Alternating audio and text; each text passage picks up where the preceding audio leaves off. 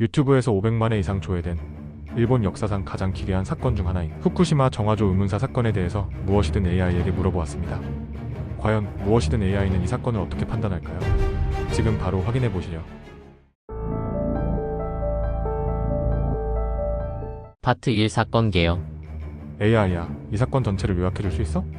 네. 이 사건은 후쿠시마 정화조 의문사 사건으로 불립니다. 1989년 2월 일본 후쿠시마현에 위치한 한 초등학교 교사 숙소 화장실에서 발생한 사건입니다. 당시 여교사가 화장실을 사용하던 중 변기 아래쪽에서 낯선 남성의 신발 한 짝을 발견하고 경찰에 신고했습니다. 출동한 경찰이 정화조를 열어보니 그 안에서 윗옷을 벗은 채 쪼그려 앉은 자세로 숨져 있는 남성 시신이 발견되었습니다.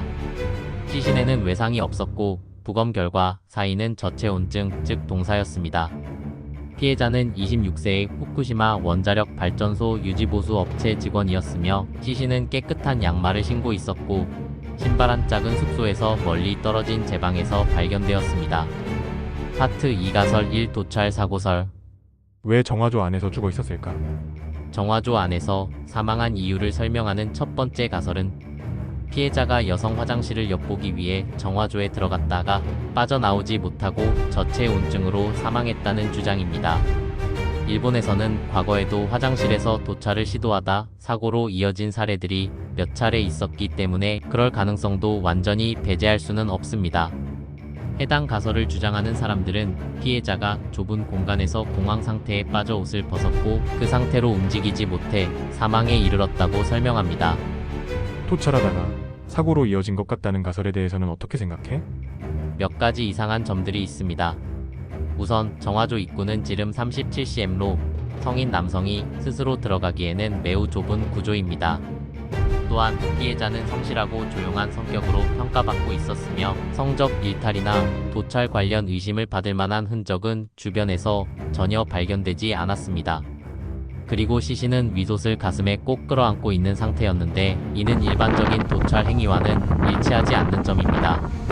이러한 이유로 도찰 사고설은 물리적으로나 심리적으로 설득력이 떨어진다고 판단됩니다. 파트 3 가설 2타살 및 시신 유기설. 그럼 두 번째 가설은 뭐야?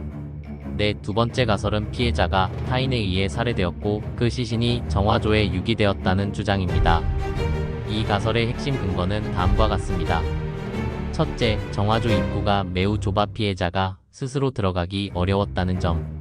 둘째, 신발 한 짝이 사건 현장에서 멀리 떨어진 곳에서 발견되었다는 점. 셋째, 시신의 상태가 매우 비정상적인 자세였다는 점입니다. 범인은 피해자를 기절시키거나 약물을 사용해 무력화시킨 뒤 정화조에 밀어넣고 그대로 방치했을 가능성이 제기됩니다. 근데 시신에 외상이 없었다며? 그럼 타인에 의해 당했다는 가설은 앞뒤가 좀 안 맞는 거 아냐?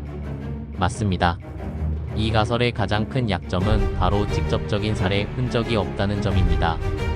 피해자는 저체온증으로 사망한 것으로 밝혀졌기 때문에 즉각적인 살해보다는 장시간 방치된 결과일 가능성이 큽니다. 이러한 점에서 직접적인 물리적 폭력보다는 의도적인 유기 또는 방치에 의한 사망으로 해석할 수 있습니다. 그러나 경찰은 사건 현장에서 침입 흔적이나 약물 사용의 증거를 찾지 못했고 이 점이 이 가설의 입증을 어렵게 만들고 있습니다. 파트 4 가설 3 원전 내부자 제거설. 또 다른 가설도 있어? 네, 이 가설은 피해자가 후쿠시마 원전과 관련된 민감한 정보를 알고 있었고 그로 인해 제거되었을 가능성이 있다는 주장입니다. 당시 일본 내에서도 원전 관련 정보 유출을 둘러싼 긴장감이 있었고 원전 내부자의 의문사나 사고 사례가 몇 차례 보고되기도 했습니다. 일부 사람들은 이 사건도 그런 맥락에서 의심하고 있습니다. 이 가설은 세 번째 가설이 아니라 타인에 의해 유기되었다는 두 번째 가설에 관한 정황을 설명하는 가설인 것 같은데.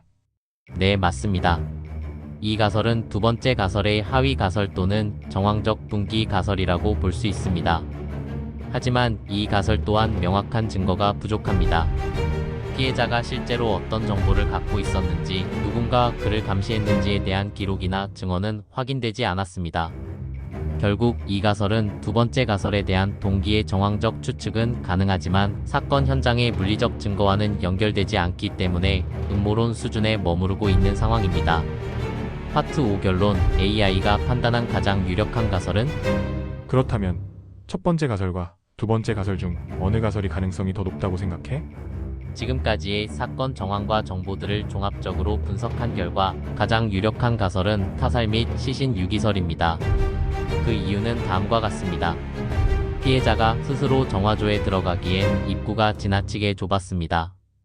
성향이나 생활 태도로 보아 도찰 사고 가능성은 매우 낮습니다. 신발 한 짝이 멀리 떨어진 장소에서 발견된 점은 타인의 개입 가능성을 암시합니다. 시신의 자세와 상태, 그리고 사인이 저체 온증이라는 점은 의도적인 방치 가능성을 뒷받침합니다.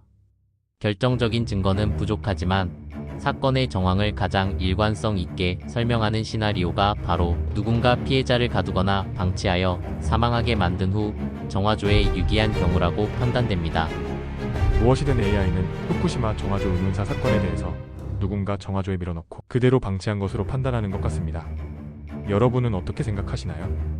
AI의 분석에 동의하시나요? 댓글로 여러분의 생각을 남겨주세요. 다음에도 더욱 흥미로운 이야기로 찾아뵙겠습니다.